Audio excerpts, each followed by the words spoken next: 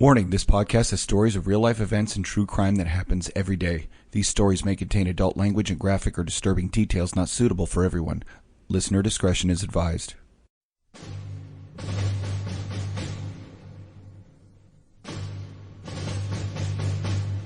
In our society, most people are content to go through their daily lives safely and peacefully. But our society is not always safe or peaceful. For that reason, some men and women answer a higher calling to defend and protect their fellow man. You probably know someone who is one of these people, or maybe you are one of these people. The ones who see and do the things most people would never want to. These things are sometimes heroic and beautiful, but often they are horrific and terrifying. It's these things they don't share about with other people. It's these things they carry with them, so you don't have to. But when they get together, they talk to each other about them. And they call these stories war stories. Welcome to another episode of War Stories. I'm Tom. And I'm Chuck. And you're in a world of hurt right now, Bubba. What's happening? So I got a scare last night or yesterday when I went to the doctors. Doctors thought I had a blood clot, and they needed to get done, or an ultrasound to get done ASAP to check the femoral artery in my leg to see if there's a clot in it, due to the fact of the swelling and the infection that I had. And it was just crazy. Come to find out, don't have a blood clot, so it is an infection. I'm on 2 different antibiotics now, just trying to beat the infection in the leg. And then it's not too bad. I think it's getting better. But if it does take a turn for the worst, they'll have to reopen me up and clean it out and then close it back up. I don't think it's going to come to that, but yeah, I don't want that. Oh yeah, no, you don't want that. No. Yeah, I don't want that for you. Boy. But before we get too far into it, I wanted to welcome our guest for this week, which is Major Joe Patterson. How are you, sir? I guess Joe is okay. Joe's perfect. Yeah, I really appreciate you guys having me on. Oh no, we're happy to have you. Yeah, we're happy to have you. We're gonna do a little housekeeping before we get on to the major stories and whatnot. But Chuck, I had a email from a listener who was wanted to tell us that he had just listened to it. Well, I'll just read it real quick. Just listened to the Cesares sheriff episode. Foreign LEO fascinates me, but you guys mentioned Walmart parking lots and rural policing, so it made me think of a story. I was working a side job, part-time security officer at a rural hospital for the local hospital provider. By the way, you know how many cops in rural areas have to work 2 jobs? It's like, you're a cop and then you're a security guard. It's crazy. Anyway, most security guards are current cops or ex. It's the most popular side gig for cops in the area. Let's see, he says, that being said, I was just hanging out in the office and listening to a local scanner watching Netflix, not because, there's not much else to do. All agencies in the area use plain language, and I hear the following. Officer, dispatch, I think I'm out with a stolen vehicle on the lot of Walmart. I don't think it's occupied. Check a plate. Runs the plate. Dispatch says, yeah, it comes back stolen. Is this going to be it? Gives the description. Officer, yeah, that'll be it. Just hold off on a tow for now. I'm going to hang out and watch it for a bit and see if I can get a winner. Copy. About 10 or 15 minutes later, dispatch, he tells dispatch, I got one proned out at gunpoint. It's one of the Coker boys. He came back to the vehicle and I got today's winner. Start a second non-emergency. I believe we have mutual understanding here and he won't act up. He says, I wasn't on scene, but rural radio never disappoints. Thanks for the awesome episode. I shared the podcast where you mentioned my grandfather Frank with a couple of family members, and I believe you got some new fans. Thanks again, Danny from Kentucky. So we appreciated that email from Danny. And then for longtime listeners, you'll remember we have had JR on the podcast way, way, way early in our episodes, way before I moved and John, when John was still on the show. JR is a recently retired SWAT cop from the Southern California area. And if you can believe this, the big tough Marine SWAT cop rescues cats, right? Everybody's got to have he does. Like, cats? Yeah, he rescues cats. So JR retired and moved to Kern County, California, where he is actually building his cat rescue like on his property. And so I wanted to give him a shout out because JR's, been on the show, and we dig JR, and we, appreciate the time he spent in the Marine Corps and then subsequently LAPD SWAT. So I wanted to give a shout out. Real quick. Good.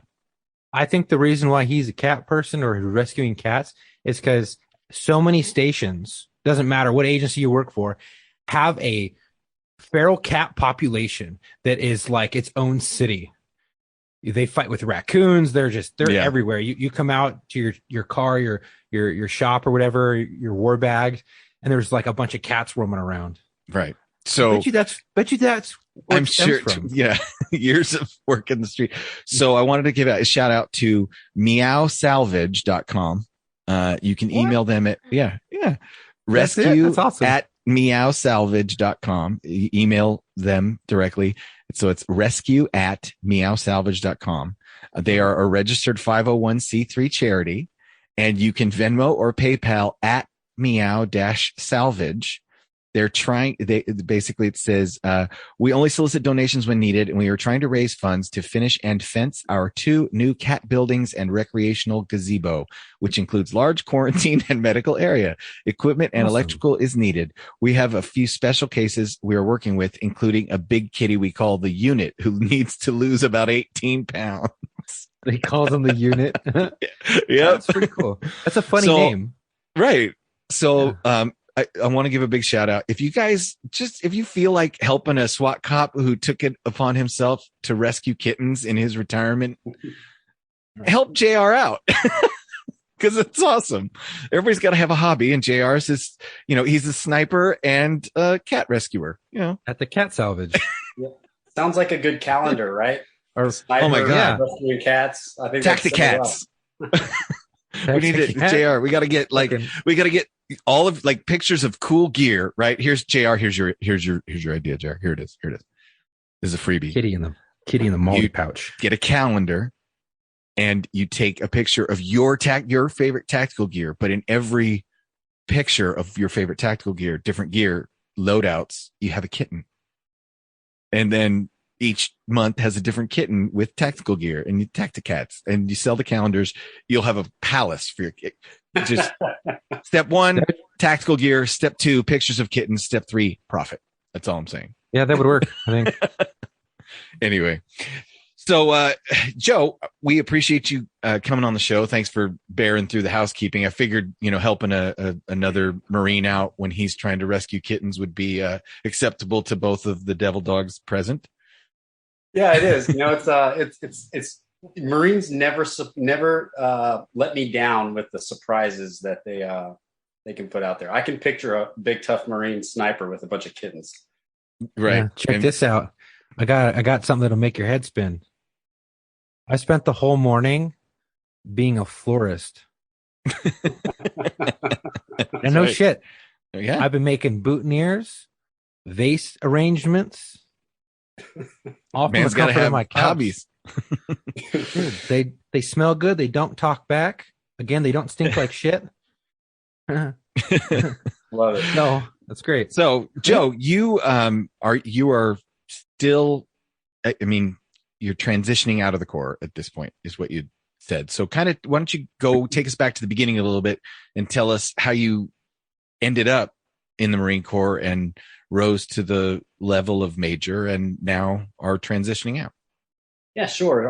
Well, I appreciate the question too. I'll try to keep it brief. My career's been a whirlwind of uniqueness. So I'm a former thug, I guess would be the best way to put it. So like back in the 90s, they recruited one kind of person to be a Marine. It was like the guy without any other options.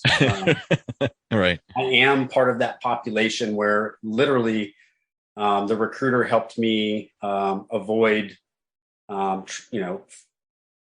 jail, for lack of better words. Found me a home. Like that's not the case these days. I think we recruit smarter, brighter folks, but you can never underestimate the guy that has no options, right? Like I am eternally grateful for what the Marine Corps, for the opportunities that it gave me. So, from former gang member to having a master's degree. Like I owe all of that, to the Marine Corps. Right. And that's basically it. So I came in '97. I was a POG, as we called them. So I was an avionics technician on Hueys and Cobras. Did some instructor time at officer candidate school, where I was screaming and yelling and making the future officers. While I was there, I was like, yeah, I was watching the quality of these guys coming in, these men and women coming in, and I was like, I could really do this. I don't see what the big deal is. Right. And so I thought I was competitive, so I applied for the MECET program. It's Marine Corps Enlisted Commissioning Education Program, is what it stands for. That's basically where they allow you to stay on active duty and go to college at the same time. So basically every morning, instead of going to work, I go to school, get a degree, and then get commissioned. And they still have this? Yes, they do. Yeah. That's amazing. Yeah. It's a great opportunity for a guy like me who had graduated high school barely. I had a 1.6 GPA, before I joined the Marine Corps. But I was a great Marine. And so that allowed me to compete for the program, because that's what the Marine Corps wants. They don't care about who you were before. They care about the kind of Marine you are. And I had proved myself enough to get accepted to the program and got my degree, and then decided I wanted to do what I actually joined the Marine Corps to do, which is what you see on TV. You want to be an infantry guy. I think most people, when they think of the Marine Corps, that's what you think of, the guys hitting the beach on Iwo Jima or Okinawa. And right. I wanted to do that. And my route to do that was become an officer. And so that's what I did. And I became an infantry officer in 2008, and then commanded a platoon. I was a commanded platoon in combat. And then I went off to be a fire support coordinator for the battalion after that, and a weapons company XO. And then I went off to some more school, and then I led a fleet anti-terrorism security team for about 3 years. So boring stuff. Yeah, and then I got picked to come back. I got picked to come back to my home battalion, which is 3rd Battalion, 5th Marines, and command a company. So I've only been in one infantry battalion my whole career. After I'd finished up my company command time, I was like, I was about my 17 or 18 year mark. I was like, I got a degree in communication. I'd like to explore this, and I'll be truthful with you guys today. I'll tell you guys stuff I haven't told anybody. My reasons for switching out of the infantry had everything to do with what I wanted to do out of the military when I get out. And I'll be completely honest, I didn't want to be a major in the infantry. I was, at 17 years, I was going to go ride a desk, and that's not what I went to the infantry to do. So I switched jobs into public relations, which is a big transition. Yeah. But if you're looking for life after the military, that's a smart transition. I thought so. And there was some selfish reasons why I did it. Quality of life was one, and then, post-military career is another, but it also gave me an opportunity to lead Marines still, where I still rode a desk, but I had Marines that I was directly responsible for that I wouldn't have had if I would have stayed in the infantry, right? Like as an executive officer. So I did that for a bit, and then I got selected to be in my current position. So right now what I do is I'm the liaison officer for the Marine Corps. There's only one, and I got the job. So it's pretty sick. But pretty hot shit. I work that space between the DoD and Hollywood. So when Hollywood decides they want to make a movie that features the Marine Corps, and they want our help, they reach out to my office, and I help make an accurate movie that portrays our service well. And I'm not going to lie, I may have talked to somebody from your office on the phone in my former career in the movie business. Yeah, you may have. You may have. Yeah. The Marine Corps hasn't been very active in the entertainment space because we are very much focused on operations and deploying and the last 20 plus years of war. So I got into this seat and wasn't too happy with the amount of, or the lack of work that we were getting from the entertainment industry, and started reaching out and cold calling people. I mean, like a salesman. And now I got what I asked for. We're completely overwhelmed with how much work we have. We're making movies, TV shows, and we're doing it all highlighting, some of these stories that you guys tell. So the stories that people don't know about, that America needs to hear about, the young the young man or woman that immigrated from Mexico and had no choices or opportunities outside of, what kind of like my story, like, what do you do? Mm-hmm. And he joins the Marine Corps and he's a war hero, and how many of those stories I could tell, they're literally endless. There's so many, especially from the last, couple decades of war. And I've really taken up the fight to make sure that when the entertainment industry comes knocking, like I push those stories on them, and it usually blows their mind with some of the stuff that these young 19-year-olds are doing when their country asks of them to step up, or how much they actually step up. And because if we don't tell those stories, history will forget. And I'm not good with that. And so many of those young men were standing up on their own 2 feet for the first time, whether it's because they were raised by a family where they never had to stand up in a leadership role until they went out on their own into the military, or whether it's the fact that they weren't raised at all and were just scrapping on the street, with absentee parents. And then finally somebody said, you know what, you're not just a little street rat, you're a Marine, and now you're going to stand up and take some responsibility. And it was the first time anybody had ever expected that of them. Yeah, well said. Couldn't agree more. Well, I'm all about it because, everybody knows that listen to this podcast, before I worked where I work now, I worked in the movie business, and in between being a cop and doing the movie business thing, I ended up doing research, and, it was my job to find out what was the right gun, what was the right uniform, what was the right holster, what was the right this, what was the right that. So on many of occasions, I've had to call offices just like yours and say, hey, do you guys want to get involved with, So I wouldn't be surprised if we'd made an official request to your office at some point in time. And I'm glad that these stories are getting told, because one of the things that would frustrate me to no end is to see all the amount of crap that would come across my desk that was fluff and nothing and meaningless, when there are so many great stories. We've had the guys from Sangin, and the Shadow Company boys talking about Corporal Patino, and Corporal Patino's story is just one of many stories about these brave young Marines. Yeah, there's so many great stories of Marines that need to be told that haven't been told, that hopefully we can get those stories out there and make a good film that portrays them and honors them and their family and their sacrifice and service. Yeah, that's my motivation. And I find it very easy because most of the, in my line of work now, dealing with the entertainment industry, which, depending on your view of it, there's some stereotypes that they don't care about actually. And that's not been what I found at all. I found once I introduced them to a story, usually they ask me, is that true? I'm like, yeah. And they're like, this is a movie. I'm like, yeah. And I've got 50 more of these. And they, we just wrapped filming with a movie a couple of weeks ago that really, they wanted to focus on veteran resiliency. Like, how do you fight the war within after you come back and the war's over? And so just to see like a lack of better words, a civilian led production that thought deeply enough about that topic, and they did it so well.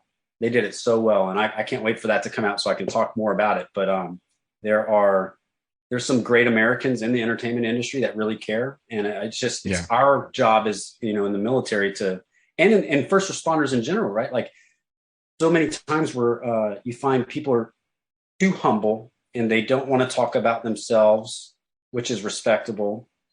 But there's a balance in there that needs to be found where if you're a leader, you are responsible for everything that happened under your watch, right? And to include the good. And if that means that you're going to talk about things that are uncomfortable so that other people can learn from them, even if it's about you, you should do that, because if we don't, we're going to lose so much good that's out there that we just don't hear about in the media today. Like there's we learn more from our failures than from our successes. That's right. Yeah. So that's my motivation, and I'm glad you guys asked me that question, because that's I'm very passionate about it. Yeah, and I think storytelling is, you could say what you want. It is the best way to convey.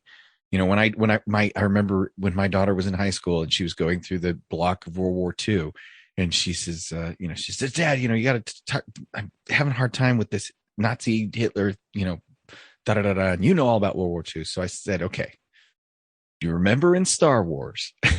And I drew this analogy between the prequel Star Wars movies and how the evil emperor came to power with Hitler, because it's literally an analogous story. It's A to B, right? The whole plot. And she goes, Dad, why can't you be a history teacher? That made so much more sense. And it's the narrative storytelling makes things so much easier to really absorb and learn. So I personally think it's one of the best ways to really preserve these things for history. Yeah. Well, it goes like this. This is one of my my taglines, and then I'll be quiet on the whole topic. But we watch how much does the average American consume news, like breaking news? And if I asked any random person, like, hey, can you quote what was on? Can you give me a direct quote from breaking news yesterday on CNN, for example? And usually the answer is like, no, they can give you like the idea, but they can't direct quote it. But I guarantee you can quote from your favorite movie. Oh yeah. All day long. Your favorite TV show. Or how many times have we watched the Band of Brothers episode and used that to teach something? Or how many times has, on the police side, you watched the gunfight in Heat and how that played out? And, that's a great example of, anyway, so there is power in it. And if we don't tell the stories on all the platforms, we risk losing a very important part of our history. And if you don't tell the story, somebody else will, and you won't get any input on how they tell it. Right. You may not like it, or it may not be accurate. Yeah, that's exactly right. Right. And I can tell you that for a fact. My father, when he worked for LAPD, one of the things he taught was a class on PIO, Public Information Officer. And I used to say, man, damn the press. I don't want, as a young cop, I hated talking to them. Like, they're always there. They're pests. Yeah. They don't even want to talk to them.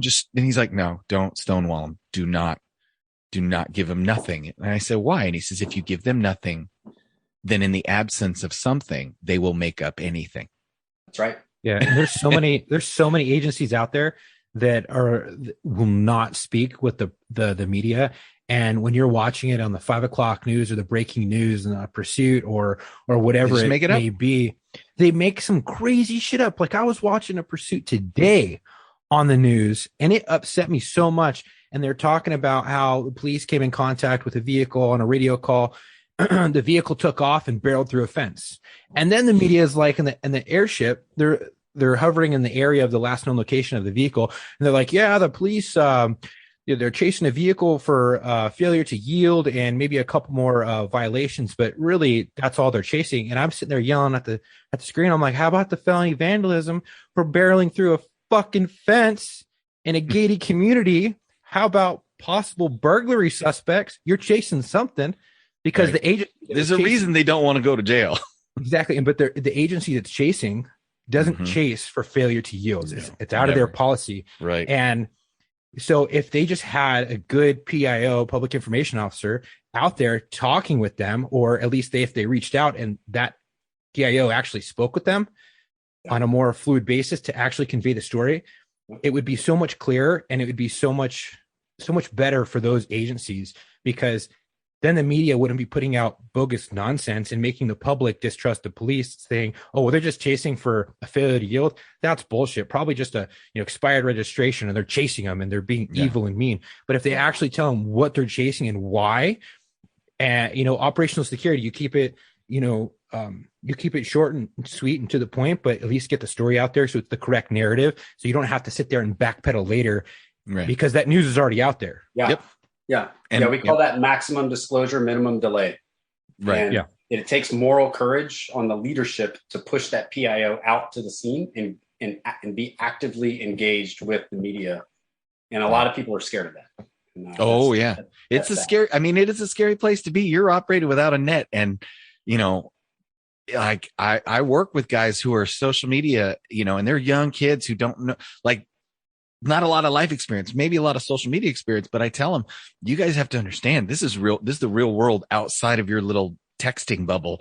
And you could say something that could sink an entire company in one tweet or Facebook post or Instagram post. Think them.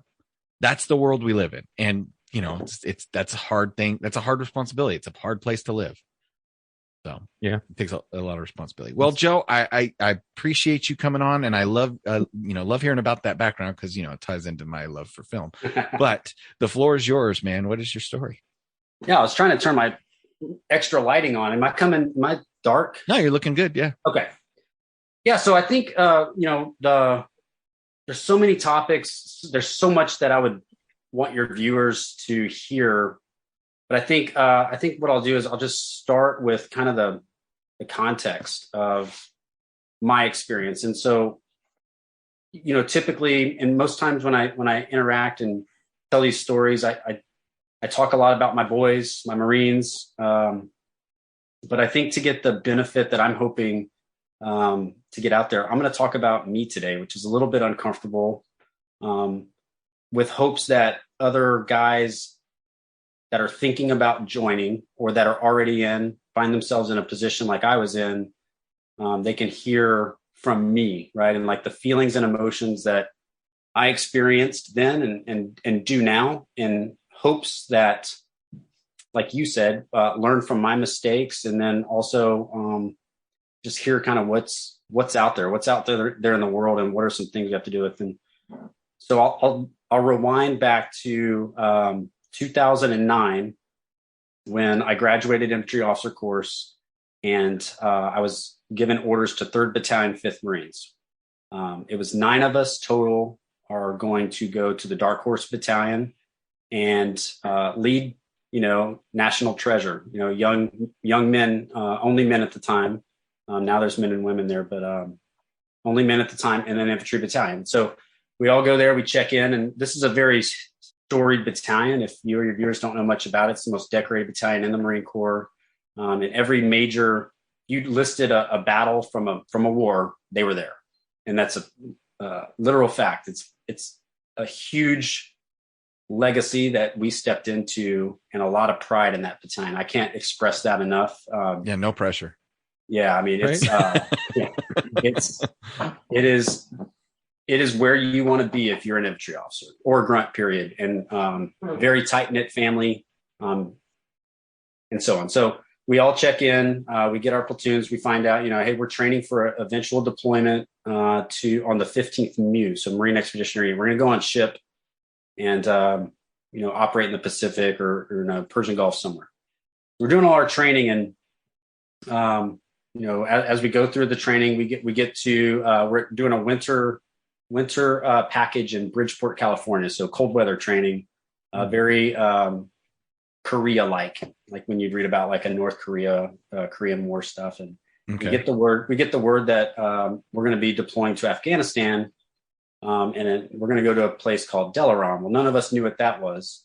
So but it instantly made the Marines start training harder to find out they were going to go on a combat deployment. Something clicked in them.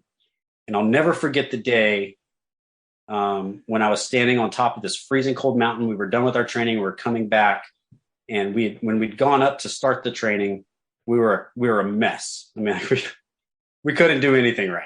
And now 3 weeks later, I'm looking at my Marines, and they're in this perfect tactical column formation in the snow, wearing white camouflage, and their dispersion is perfect. You couldn't have put the formation in a book any better than this. It's just beautiful. And I'm standing at the top, and this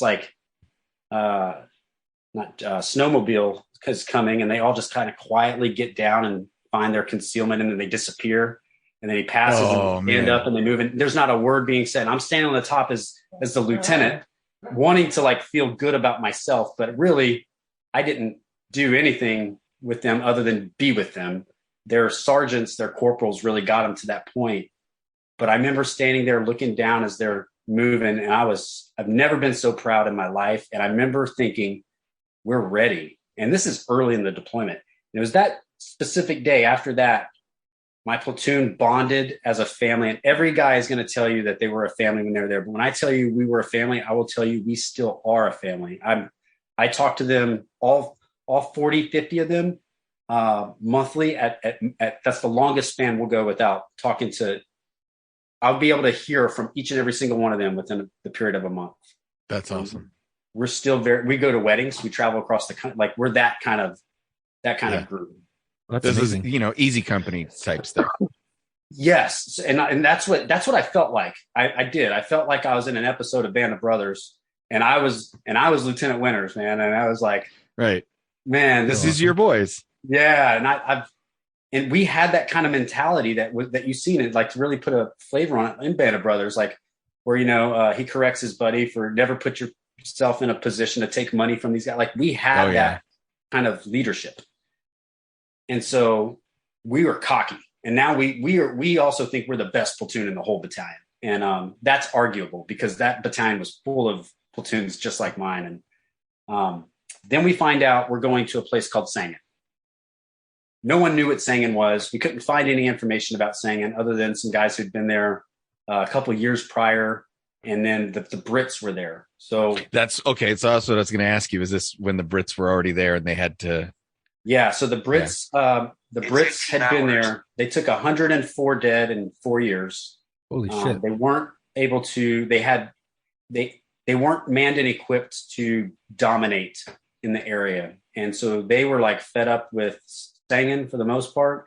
And when the Marine Corps took over, responsibility for Helmand Province, they said we're going to send Dark Horse into Sangin, and we're gonna basically separate the enemy from the population if there's any friendly population there, and we're going to secure that town. So now I fast forward to we show up to Leatherneck, we insert into Sangin, and my platoon got the task is the main effort, right? That's what everybody wants.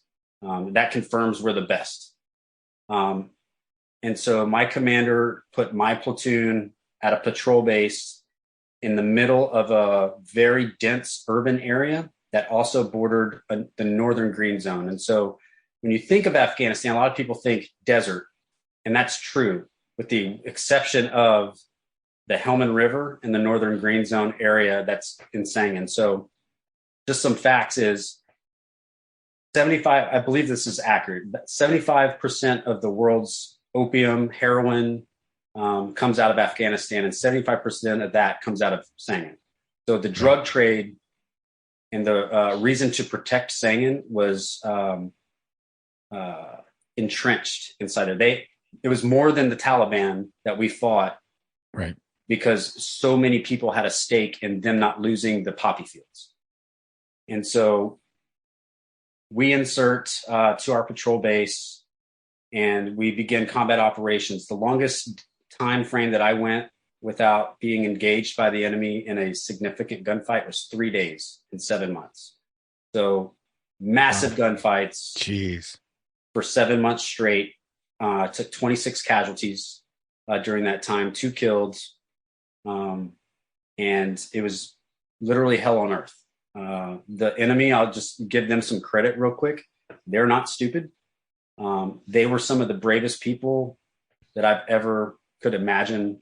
And that's what you want as a Marine, right? You don't want to go fight some JV team. Right. You're going to go toe to toe with someone, like you want the best. And, that comes at a cost. But the Marines wouldn't have traded it, not one bit, because we were fighting an enemy that thought, they planned, they had tactics, and they were extremely brave and effective. And I'll give you an example of brave. Shooting down people with a 50 caliber machine gun did not stop them from coming at us. Oh, wow. It took air dropping bombs to kill them all. They wouldn't stop unless they were dead. So those were the kinds of things. So then you think about the type of people. So it's a good thing we were a tight-knit family unit when we got there, because there was never any of the weird, leadership drama. If I needed something done, I gave the order. I gave a purpose on what like the why, and off they went. These sergeants, watching Marines fight in battle was like the best thing I could have asked for in my life. Like these young men were just phenomenal. And so that was the deployment. The battalion as a whole, we took 29 killed, over 500 wounded. It was the single most bloody combat deployment for any one unit since Vietnam. And so we were in a fight. And so, I think the things I really wanted to share are, how do you deal with that? So there's leadership. There's leadership. There's decisions that I made. There's decisions I wish I would have made different. There's how do you stay on top of the enemy and outcycle his ability to do what he wants to do? And what I learned there in an environment like that was step one. It came down to, and this is a very officer thing to say, so I know Chuck's going to roll his eyes, but one of the things that we did that I'm very I feel blessed that we did is we did a lot of studying before we went. And just to like throw some books out there that are familiar with the law enforcement community. So On Killing, Sure. On Combat. Yeah. Two great books. Grossman. You have to read in like, small steps because it's a lot of information, but the stuff it's dense and it takes time to really truly absorb it. So don't shortchange yourself. That's right. And if any of your listeners are, going to want to prepare themselves for, combat, whether that's a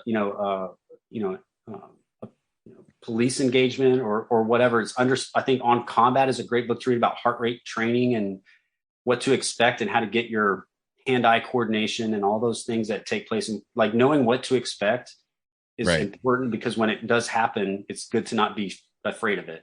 Yeah. It's the what to expect if you're expecting, but for gun battles instead of pregnant chicks. Exactly.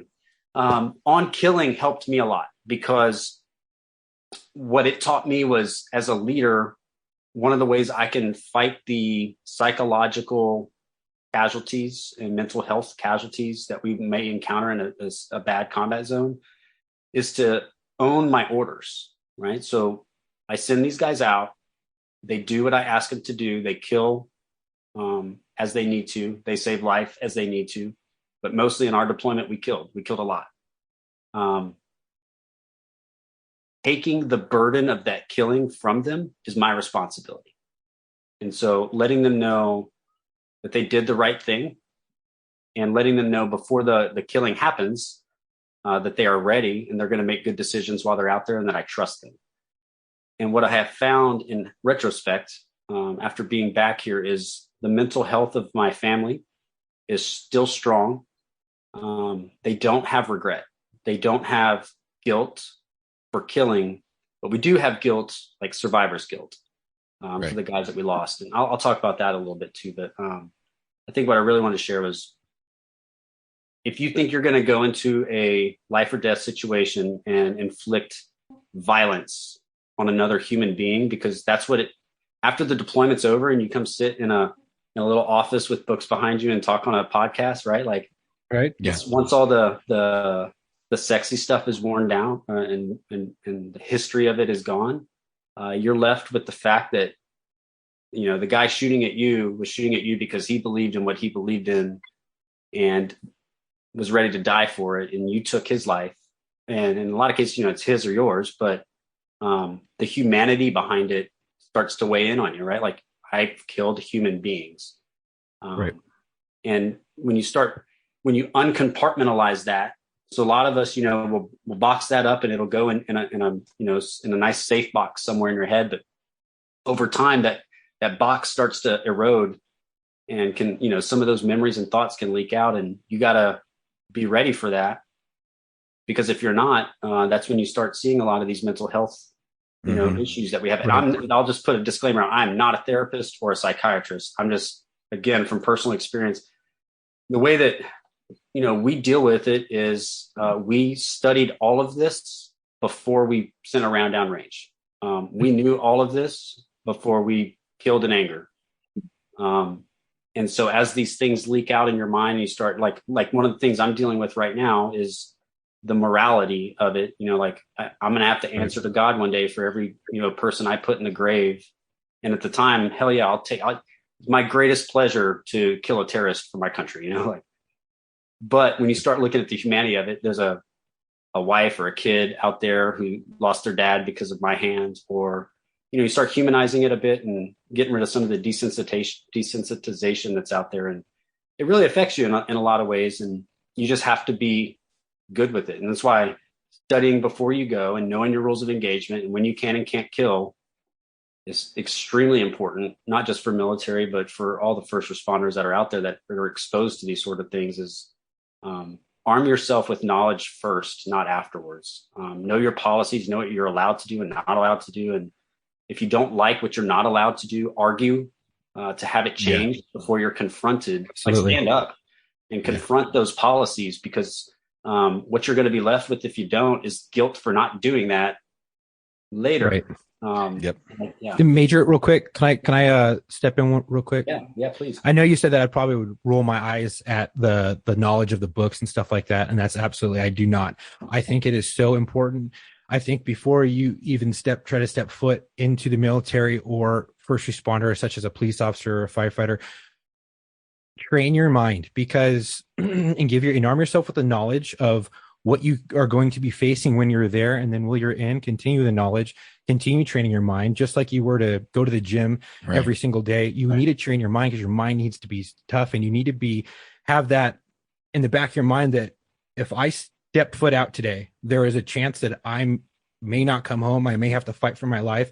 I may have to defend somebody else's life by taking someone else's life.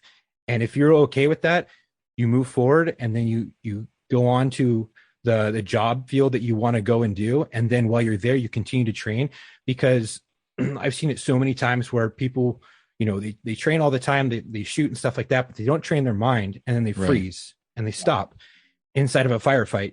And sometimes they never even considered it. Right. And they didn't, or they just first time they're considering it. Or they just stood there frozen when someone was pointing a gun at them and started to crack off a round. I've seen it, and it's not their fault, but at the same time, it kind of is their fault. It's their responsibility. It's their responsibility to train their mind. And I think it is so important to train your mind, because it will definitely help you later on down the road. Right. When you're faced with those circumstances, and then thereafter, it's not going to be a cakewalk after, but at least it's going to be a little bit more digestible. And maybe this will help if I can try and put it into perspective for people, because having not served in the military, but having been a police officer who's required to go to work every day and say goodbye to my wife and not sure if I'm coming home, we used to have rules too, just like military. My dad told me a good cop eats, stays dry, and goes home at the end of his shift, and whatever happens to the other guy doesn't matter, because you have to go home at the end of your shift. You have a family. This is your job. And so, those kinds of things, it affects you. And what I'll say is, for those of you who have been a police officer, firefighter, or combat veteran who has seen the worst, the saddest, the most horrific, if you've done those things for your country or for your city or for, the people of your community, and you're struggling with it, the struggle is a good thing. It lets you know you're still human. Yeah. There are two kinds of people: the people that are affected by being a cop and being a veteran and going into combat and seeing those kinds of things all the time. And those are called normal human beings. And then there's a very small percentage who aren't affected by it, and they're called sociopaths. Because if you're not affected by it, you probably had something defective in your soul to begin with. This stuff will hurt you. It goes back to reading. So, there's some old Spartan writings from like 300 BC, and it talks about the role of the officer in combat. And so take officers in the military, and then also you can apply that to, leadership in the police force. But what is our primary role? And is to prevent what you're talking about, which is prevent the sickness. So the sickness meaning also possession, where you are so angry and emotion is so involved that all you want is revenge. And you will go out and you will get that revenge. And it's my job, especially in an environment like I was in, to harness the motivation and the anger, and ride that line right at the, take them and let them go right to the point where they're just the most effective killing machine in the world, but they're also ethical and moral. And they're not doing it out of anger. They're doing it for the right reasons. And it goes back to, and I'll say this too, is just one of the points I really wanted to make was, we've hit the, studying and reading, and I equate it to, if we look at an NFL player, how much of an NFL, football player's life revolves around him being a master at his position? From nutrition to stretching to physical fitness to mental health to injury prevention to injury recovery, the whole thing. Like, you would see a professional athlete making millions of dollars, caring for his body and knowing his or her craft inside and out. Right. We need to do the same thing. And when we recruit or we promote leaders that don't when they view that their military career as a job or as a career and not a profession, that's where we have a problem. And so for the listeners out there, especially your leadership that's out there, whether it be first responders or military, my charge to you would be read the books that you make your guys read. Know the policies that you want them to enforce and know them inside and out and how to interpret them and break those things down into user-friendly terms so that you are arming your folks with the tools and I'd say weapons to go out and have good judgment calls and make good decisions so that you're not questioning them when they do make one. Because questioning someone after they do it after a shooting is the worst thing you can do for the mental health of that person who just fired that weapon and probably took a life. Absolutely. They shouldn't have taken that shot without informed, information in their brain housing group, as we say. And that all starts well before you put a gun in their hand. And I'm not speaking to first responders necessarily. Like, I'm speaking to military leaders that are out there. Training is one thing, but living a lifestyle the warrior way is dedicating your entire life to this profession. And our profession in the military is war. And if we don't prepare and we're not professionals at our profession, we are going to continue to have, mental health issues in the veteran community. And these problems, some of these problems that we have, we're not going to go away. And then also to say, having some of these mental health issues after shootings and after combat deployments is, like you said, it is normal. And it is a normal reaction to abnormal events. You're putting people in a position that is not normal. And they're having to make tough life or death decisions. So there will be consequences to that in the mental health domain, and having having something set up and ready, like good, effective, engaged leaders, is the way that you prevent things. It's not program after program after program. It's people who love you asking how you're doing and taking care of you. That's my 2 cents there. But I can move on if you guys like. No, I mean, we've got you until my understanding. We got 2 episodes to do, so you can wrap as long as you want in this one, and we'll tackle the next thing on part 2. Well, I'll give it this with that deployment. I don't want to discredit it, because I just hope the listeners understand, like, the hell that we were in is unlike a hell that a lot of other units experienced, where snipers were engaging us. We were being engaged by machine guns, and we were being engaged by not mortar rounds, RPGs, IEDs were in. Sangin was literally declared a minefield. That's how many. Like, you couldn't walk most places without finding or stepping on an IED. They were very effective at their use. They had counter, tampering devices on them. So even if you did find them, typically where there's one, there was 3, and they had, they were rigged to blow if you, messed with certain parts of them and so on. So how do you, as the leader, keep your guys going outside the wire every single day, motivated like they were the very first day? Sometimes you go out on patrol and someone steps on an IED and gets his legs blown off, and that's it. There's no gunfight.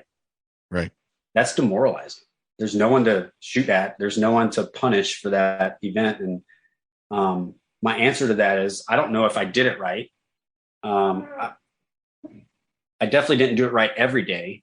And those are the kind of the things that kind of well up in me. And I know I built a solid team and a good family. But when did I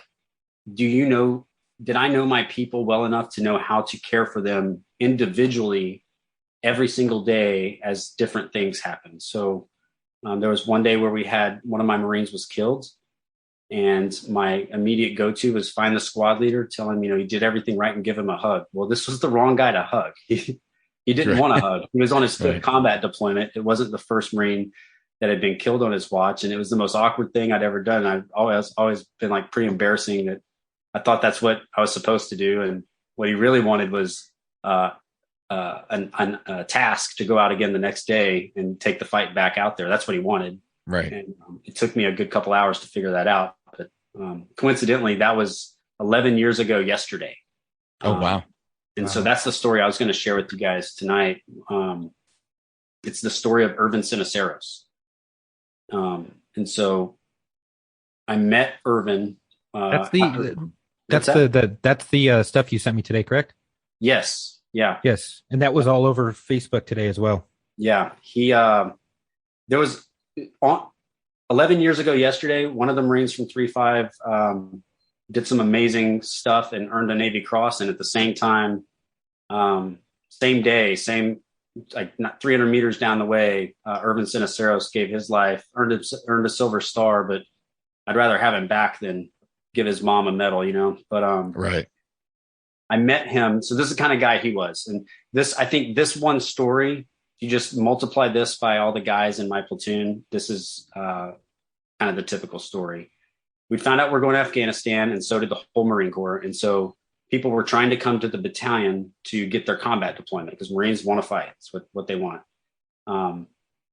Lance Corporal Cesares was in another unit. He wanted to come to our battalion and go on the deployment with us and didn't know how to do it. So he called the monitor as a Lance Corporal. And this is something you just don't do. This is the quickest way to find yourself with orders to Norway or something, right? Like you don't call the guy. He's usually like a master sergeant. If you're a Lance Corporal, he totally skips the chain of command, but somehow talks the monitor into giving him the orders to 3-5. He checks in. The first sergeant sends him out to my platoon, and I'm out training my guys for tactical site exploitation. And we're about 3 miles away from the CP. And this Lance Corporal shows up, and he's a 240 Golf machine gunner. So he's a 0331. These guys are very they carry the big gun on the battlefield. They're the first guys targeted. I mean, he's the machine gunner. And they're super cocky because they carry all the weight. They want everybody to know that they're stronger than anyone else. But he shows up out there, and I'm in the middle of counseling my entire platoon because we did a training exercise, and they were, to be honest, they were just nasty. We were still young in the workup, and they were still learning, but they pissed me off. And so I called the company and said, cancel the trucks, to bring us home. We're running. Typical lieutenant thing to do. And so I'm running them back, but I told them, I was like, you're all going to run with your weapon in your shoulder at the ready, because what they were failing to do at the last training exercise was handle their weapon properly. And so we're hauling ass. I'm not lying. I was like, I did the lieutenant thing you're not supposed to do, which is like PT your guys to death, but we're running fast. I look, fine. Yeah, I'm like, yeah, it was me. But I look next to me, and there's Lance Corporal Cesares with his 240 machine gun in his shoulder, holding it up, running at my pace. And I'm carrying like this tiny little M4, and I'm kind of huffing and puffing. And he just looks over at me, and he goes, "This all you got, sir?" That's what he says to me. It's my first time I met this guy. We get to the little finish line thing. He turns around and motivates some of the other guys to get up there with him. And everybody just kind of fell in love with him at that point, because all he did was talk shit. It's all he just wanted everybody to know that he was the alpha. So you fast forward to Afghanistan. We're on our first patrol. I sent them out to interact with some local leadership, just kind of see what was going on. And I wanted them to stay about 50 meters outside the patrol base. And their whole task was look at our patrol base as if you're the enemy and take pictures of what are perceived weaknesses. If you're the enemy, like how would you get in? Like all that. That was their mission. And so they're out there, they're doing that. They got kids all around them, and then the kids leave. It's a telltale sign that something's going to go down. So they're kind of on their P's and Q's, and they start doing an open danger area crossing through a cemetery. And this is, you can stand on the wall of my patrol base and look and see. They're 50 meters out. They're super close. They're crossing, and then all hell breaks loose.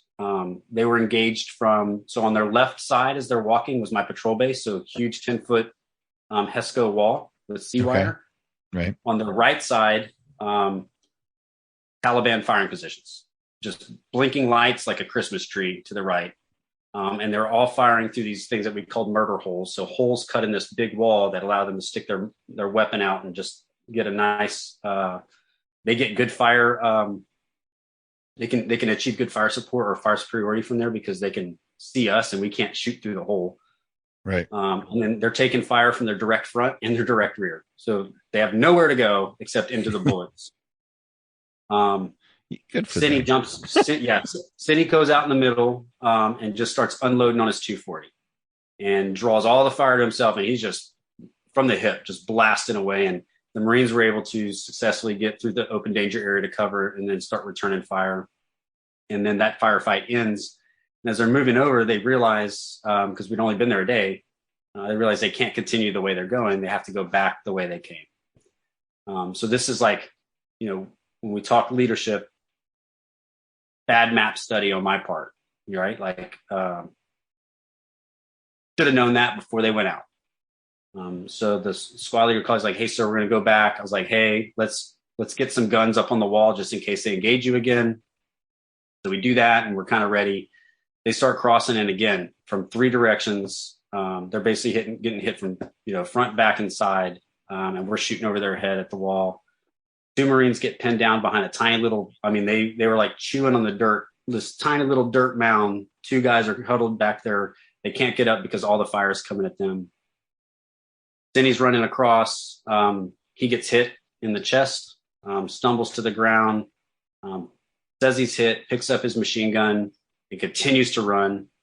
Gets to the alleyway where he's got some cover. The corpsman jumps on him and starts trying to treat him a little bit. And with one arm, he just launches the corpsman, gets his 240 back in the fight, exposes himself from the prone, and just starts mowing down dudes with his 240. And that's where he died, behind the trigger. He was shot through the lung, and he gave his life right there. And the squad is still in pretty significant contact. They're trying to evacuate the casualty down to the road, and they're getting it from both. They're getting shot from now all 4 directions. So tough day, but it gets worse. So I'm dealing with one of the worst engagements that we have. I've got a dead Marine. I don't know if anyone else is wounded. I'm trying to get air support mortars, trying to get any sort of help I can. And I learned that one of our intelligence Marines had dropped a book in the kill zone. And now in this book, for some reason he had on patrol were the names and locations of people that were feeding him information. Oh, God. Oh, and so the Taliban now have this book. And now this is a big deal because we know what they'll do to anyone helping us. And so then I get reports that a child was shot. So a child was shot going to grab that book. And so now I have a civilian casualty as well. And so these are like the horrors that are taking place. So now I have to report a civilian casualty to my higher. I got to report a dead Marine. I'm trying to get fire support to come in. And now I have a source notebook that's in the hands of the enemy that's going to result in the deaths of many other civilians. So your basic shit show. Your basic shit show. The patrol comes back in. We get Cindy taken care of, and we plan to opt for the next morning where we're going to do a raid onto this like island of compounds to go and retrieve this book, which we do unsuccessfully. That was my first day in Afghanistan, really. That was my first combat patrol. And it's like one of all these emotions that come through. So I've got it held together pretty good. I'm giving my orders. We're taking care of everything we need to take care of, handle everything.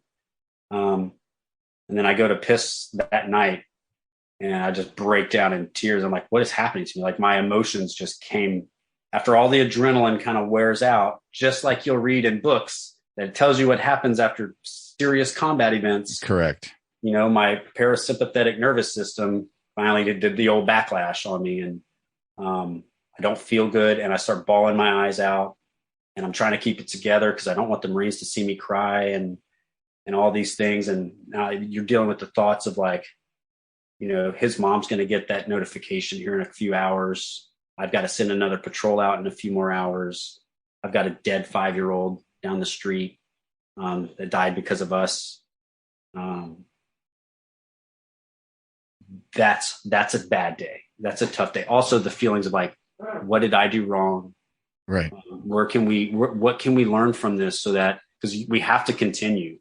So we're Marines, right? Like, adapt, improvise, overcome. Like, it's common, Clint Eastwood thing to say, but it's true.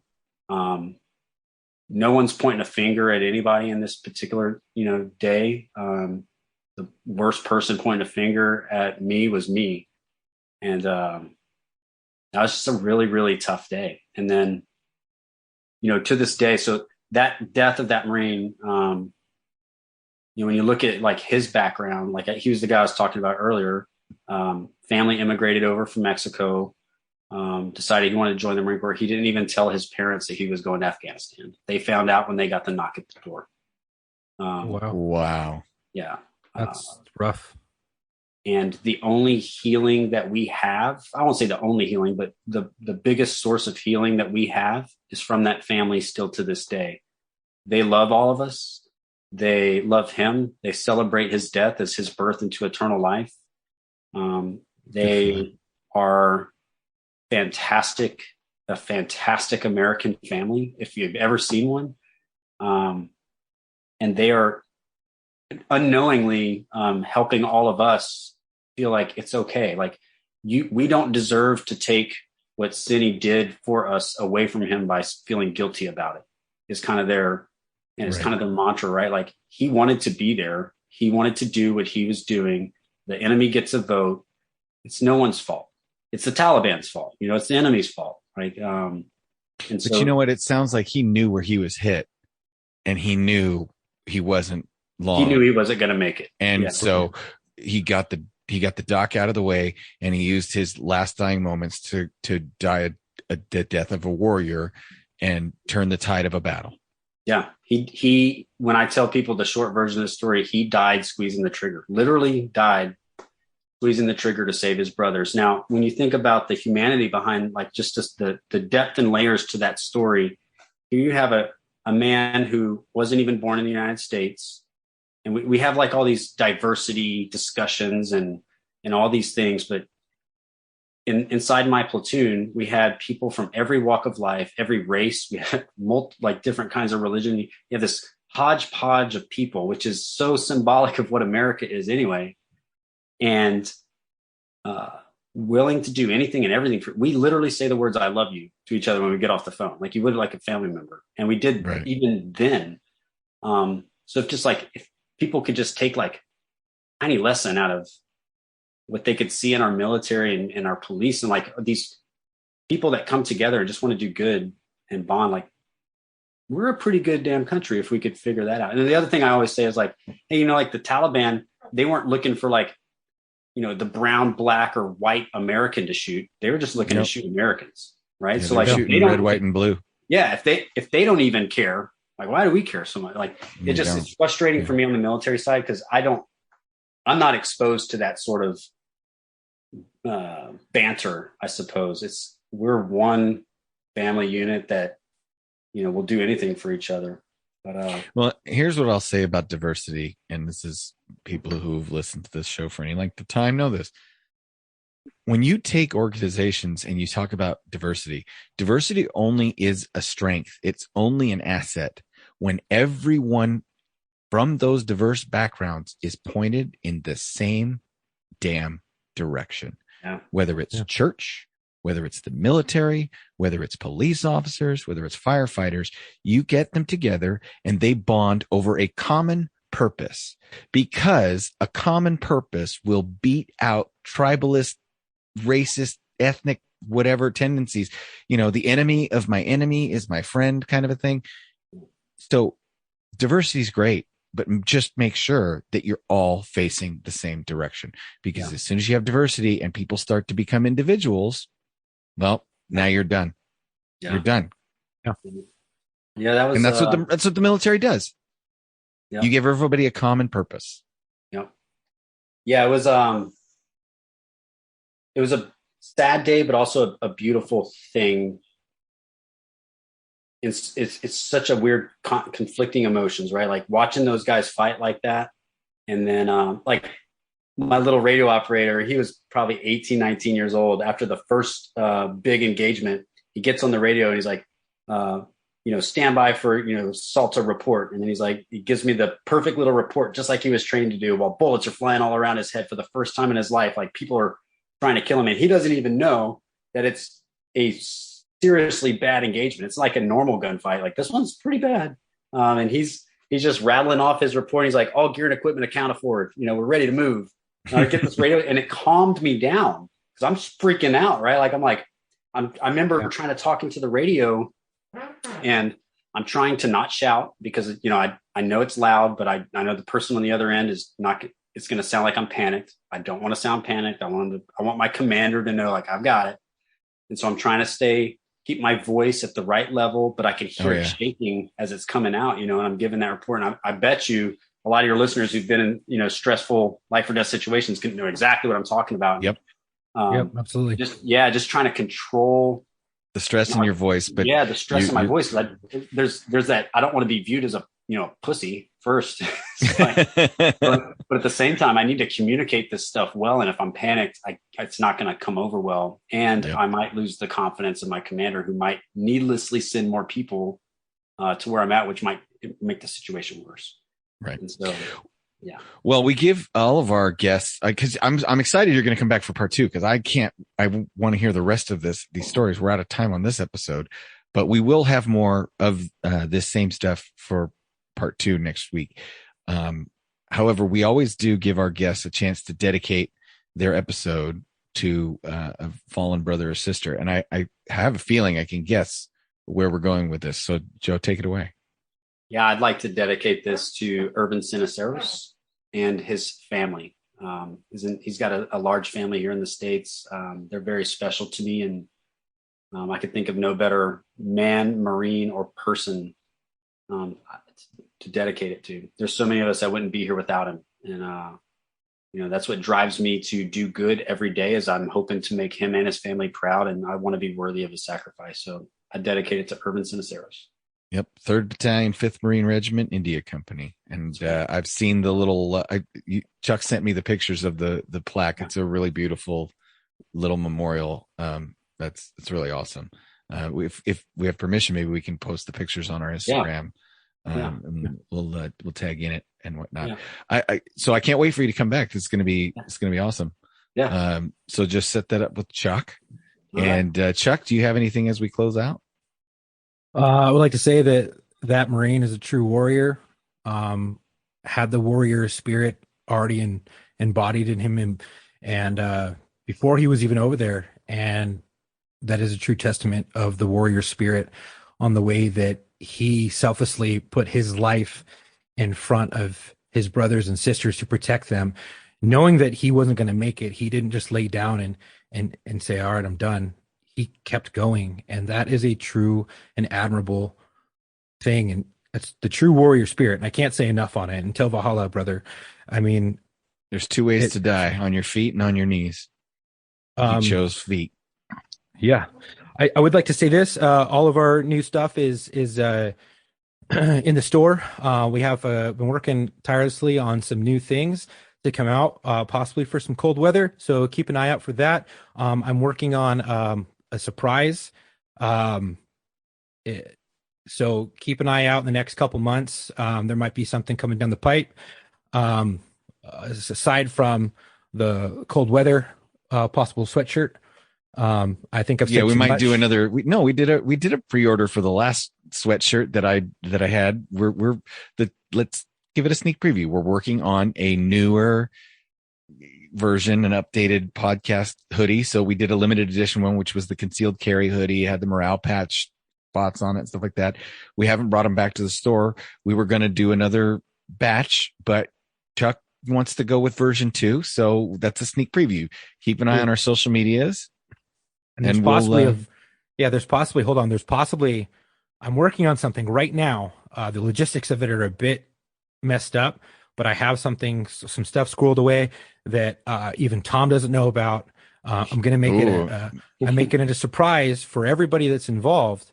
and because it's coming from me, and it's going to be pretty awesome in my book. And I think that's gonna, you guys are all gonna really like it.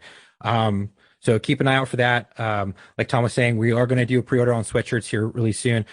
We've been tirelessly working on this artwork to come out. And it's gonna be great. It's gonna have some pretty cool shit on it. It's gonna look awesome. And go to the store, purchase some goods, support us. Yeah. Keep these podcasts coming. And we can keep everything alive and fun, and bring you more great stories. And yeah. And Joe, we look forward to sitting down with you for part 2. And I thank you for being on part 1. Did you have any closing thoughts before we end this week? Yeah, I just want to say thanks, guys. I really appreciate what you're doing. Like people thank me for my service as they probably thank you for yours, but I just want to say for everybody out there, thank you for being an America worth fighting for. And so really appreciate everyone listening to this and letting me get some of this stuff off my chest. So thank you, guys. An America worth fighting for, which is also worth saying, let's keep it that way. Let's keep it an America worth fighting for. All right. Well, until our next episode, come home with your shield or on it.